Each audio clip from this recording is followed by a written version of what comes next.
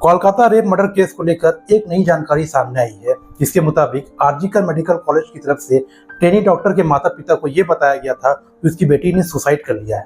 9 अगस्त की सुबह trainee doctor की लाश मिलने के बाद अस्पताल के असिस्टेंट सुपरिटेंडेंट ने उनके माता पिता को आधे घंटे के अंदर 3 कॉल किए, जिसमें से पहला कॉल 10:53 पे किया गया था। ये फोन कॉल इंटरनेट में बहुत तेजी से वायरल हो रहा है, जिनमें इनके माता पिता को जल्द से जल्द अस्पताल आने के लिए बोला गया था।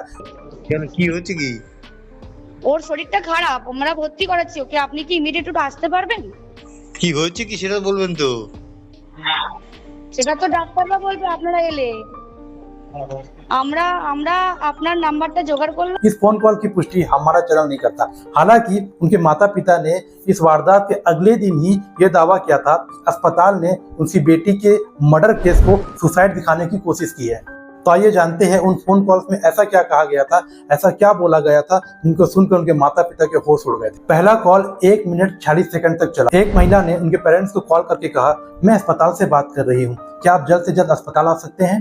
पिता ने वजह पूछी। जवाब मिला, हम आपकी बेटी को अस्पताल में भर्ती कर रहे हैं, क्या आप जल्द से जल्द अस्पताल पहुंच सकते हैं? पिता ने जोर देकर पूछा, मेरी बेटी को क्या हुआ है? स्टाफ मेंबर ने कहा, आप यहाँ आएंगे तो आपको डॉक्टर बताएंगे कि क्या हुआ है। आप परिवार है, हमने आपका नंबर ढूंढा और आपको कॉल किया है, अब जल्द से जल्दी यहाँ आ जाइए, आपकी बेटी को एडमिट किया गया है। विक्टिम की मां ने पूछा, क्या उसे बुखार आ गया है? स्टाफ मेंबर ने कहा, आप बस जल्दी आ जाइए। पिता ने पूछा, क्या उसकी हालत सीरियस है? जवाब मिला, हाँ उसकी हालत बहुत सीरियस है, आप बस जल्दी आ जाइए।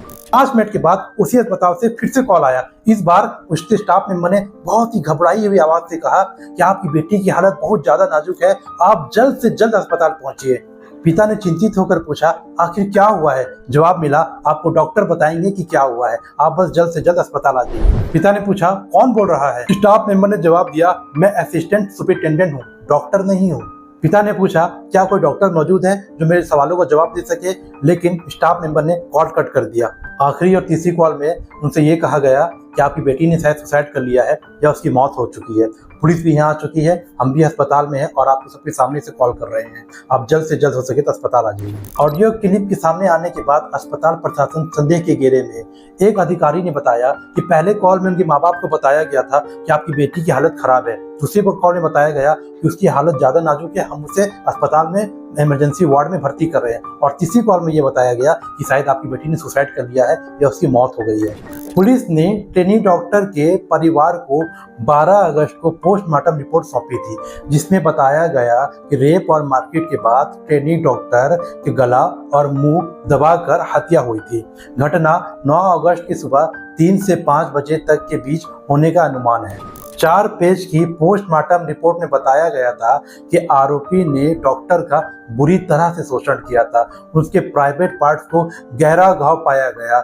आरोपी ने डॉक्टर की चीख दबाने के लिए उनके नाक, मुंह और गले को लगातार दबाया। गला घुटने की वजह से थायराइड कार्टिलेज टूट गया। जिस तरीके से अस्पताल ने बयान बदला है, उसने जांच करने वाली टीम के मन में एक सवाल उठा रखा है कि कहीं अस्पताल वालों ने इस अपराध को छुपाने के लिए जानबूझकर सुसाइड की थ्योरी तो नहीं बनाई।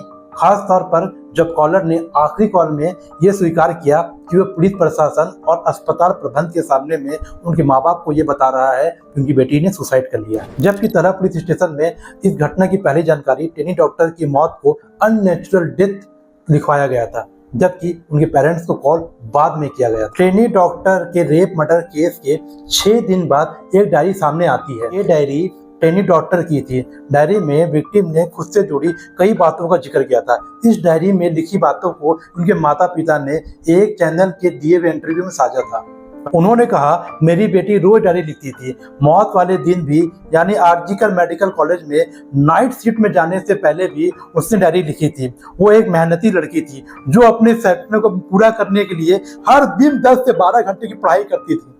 उन्होंने आगे कहा कि मेरी बेटी ने अपने डायरी की आखिरी बात में बताया था कि वो अपने जीवन में क्या करना चाहती है। वो एक एमडी कोर्स में गोल्ड मेडलिस्ट बनना चाहती थी। अब हमें बस न्याय चाहिए। मैं क्या बोलूं, मैं कहाँ से ये शब्द लाऊं यार, मैं कहाँ से शब्द लाऊं? मैं बोल रहा हूँ मेरे जिगर में, मैं कैसे बताऊं मुझे कितना दर्द हो रहा है। ये बात बताते मेरे कितना दर्द हो रहा है। क्या गुजरता होगा उस माँ बाप के ऊपर में भाई, क्या गुजरता होगा उस माँ बाप के ऊपर में। ये हम और आप बोल सकते हैं सह सकते हैं लेकिन समझ नहीं सकते। जिस पे बीतता है भाई, उसके अलावा दुनिया का कोई ऐसा इंसान नहीं है जिसको समझ सकता है। बस एक ही उम्मीद है भाई इससे, हिंदुस्तान के पुलिस प्रशासन से, सीएम से, पीएम से, कि इस बेटी को, उस मेरी बहन को जल्द से जल्द न्याय मिले और उस आरोपी को कड़ी से कड़ी सजा मिले, कड़ी से कड़ी सजा मिले। और हमें कुछ नहीं चाहिए, बस हमें बस इतना ही चाहिए। हम आपसे मिलते हैं फिर अगले वीडियो में, तब तक के लिए जय हिंद।